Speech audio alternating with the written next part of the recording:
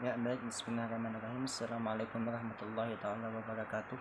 Alhamdulillahirabbil hamdan katsiran thayyiban mubarakan fi. Shalatu wassalamu ala asyrafil anbiya'i wal mursalin sayyidina wa maulana Muhammadin wa ala alihi washabihi ajmain. Baiklah. Perkenalkan, nama saya Muhammad Ali Asdir. Di sini saya perwakilan dari kelompok 1 ingin mempresentasikan makalah kami pada hari ini. Langsung saja dimulai dari pembicara pertama, yaitu saya, tentang aspek psikologis bahasa. Jadi aspek psikologis bahasa adalah fokus utama linguistik dan didasarkan pada studi bahasa. Jadi dari sudut pandang psikologis dan mental. Nah, aspek perkembangan yang memengaruhi dan diperoleh bahasa sejak saat itu, masa kanak-kanak dan dalam rentan usia yang berbeda, dan belajar bahasa nasional dari sudut pandang pendidikan dan psikologis. Nah, pembelajaran bahasa asing dan gangguan bahasa penting bagi kami untuk memperjelas komposisi dalam bab ini bahasa dalam studi psikologi. Lanjut.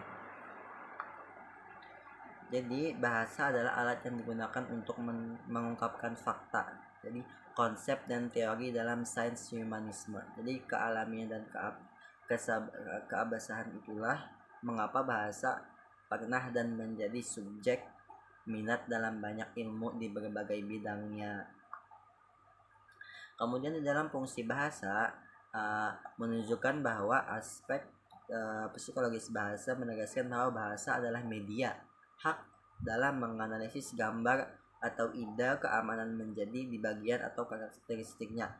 Nah, kemudian misalnya nih, kemudian di sini ada manusia dibedakan dari semua makhluk lainnya dengan kemampuan untuk memvisualisasikan, kemudian mengabstraksi dan menganalisis dan instalasi.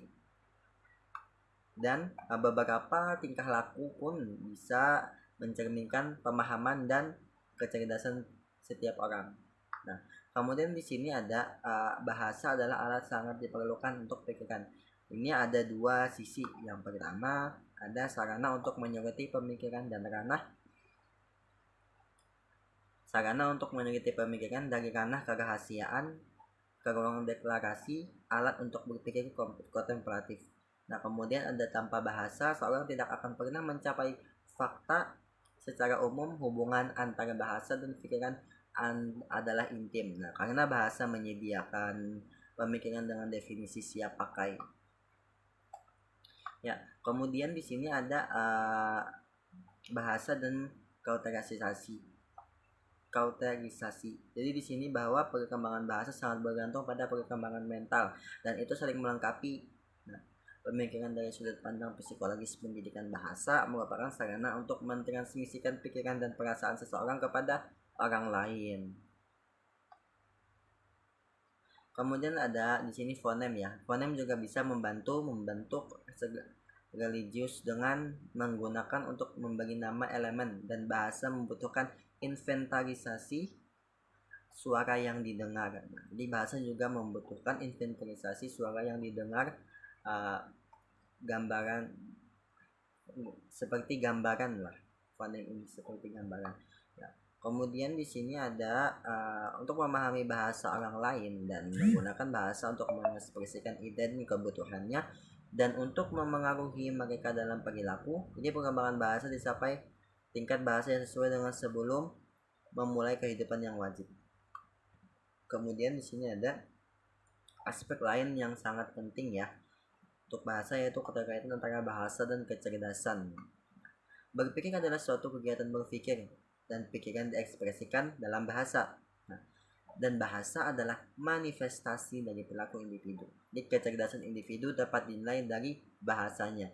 Jadi kecerdasan setiap orang bisa dinilai dari bahasa yang dia ucapkan. Nah, kemudian di sini ada kemampuan bahasa dibagi menjadi dua faktor. Ada faktor verbal dan faktor kesusastraan atau keberagaman. Jelas, bahasa memiliki dua aspek, jadi manifestasi persepsi, kemudian ada munculnya ekspresi dengan lidah atau pena.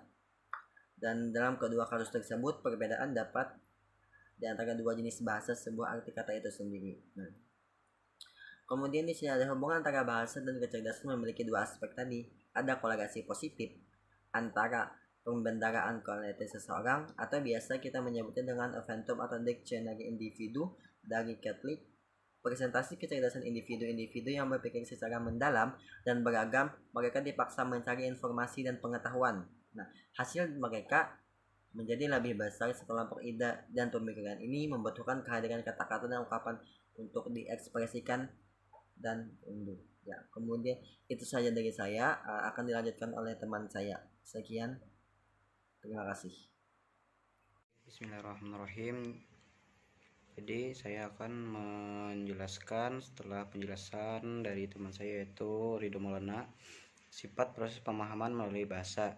Itu ada 4 langkah utama saat menggunakan bahasa. Untuk memahami setiap langkah merupakan proses khusus. Langkah-langkah tersebut adalah: pertama, psikologis. Psikologis yaitu tentang proses mental yang didasarkan pada mengingat kembali pikiran dan imajinasi. Di samping berbagai penyair emosional yang ingin ditransfer ke pikiran yang paling cemerlang. Itu yang kedua.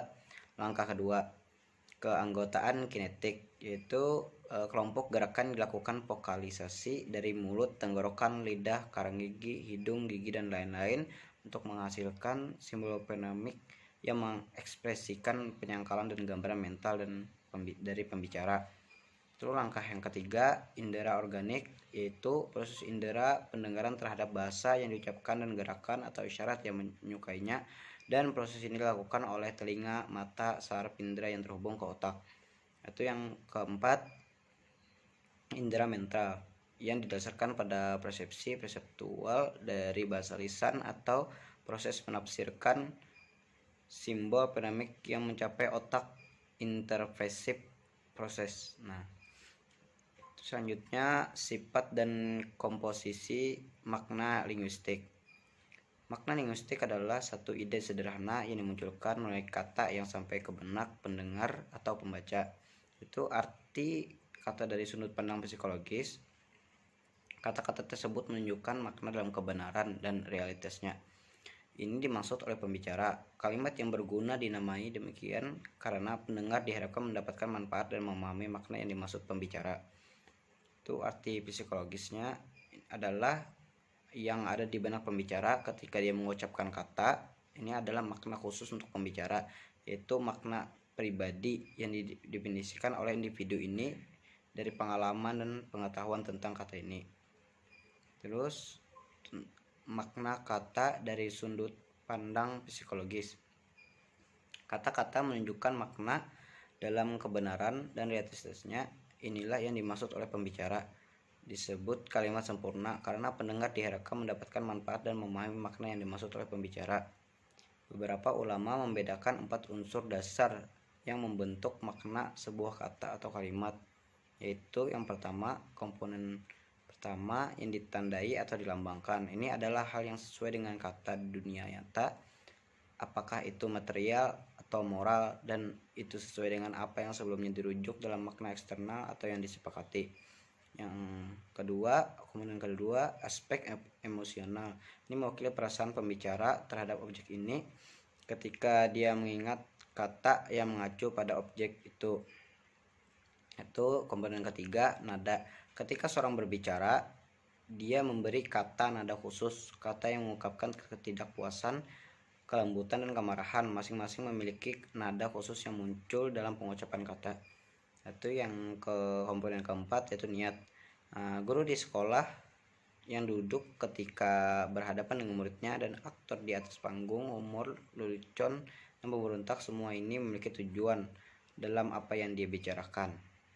Jadi dari penjelasan di atas, penjelasannya dibatasi pada arti kata saja, walaupun kata tersebut jarang digunakan sendiri-sendiri, dan jika digunakan juga termasuk arti kalimatnya. Apa yang disebut tentang arti kata dan unsur-unsurnya berlaku untuk arti kalimat tersebut, karena dikatakan bahwa jika kata tersebut digunakan dalam suatu kalimat, ia mengorbankan sebagian artinya demi arti yang ditentukan oleh kalimat tersebut.